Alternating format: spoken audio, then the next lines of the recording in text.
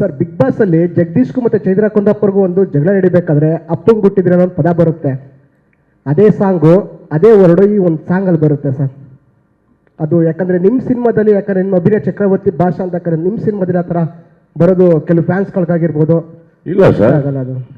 ಒಬ್ಬ ಪ್ರಪಂಚದಲ್ಲಿ ಲೋಫರ್ಗಳಂತ ಇರ್ತಾರೆ. ಹೆಣ್ಮಕ್ಳನ್ನ ಎತ್ತಾಕೊಂಡೋಗಿ ರೇಪ್ ಮಾಡಿ ಡಿಕ್ಕಿಯಲ್ಲಿ ಹಾಕೊಂಡವ್ರು. ಅವ್ರಿಗೆ ಹೇಳೋದು ಅಪ್ಪಂಗೆ ಹುಟ್ಟಿದ್ರೆ ಬಾರೋ ಅಂತ. ಅವ್ರಿಗೆ ಹೇಳಿರೋದು, ಒಳ್ಳೆಯವ್ರಿಗಲ್ಲ.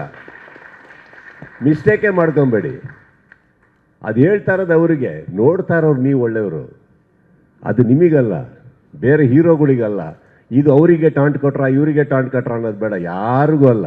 ಆ ಸಿನಿಮಾದಲ್ಲಿರೋ ವಿಲನ್ಸ್ಗೆ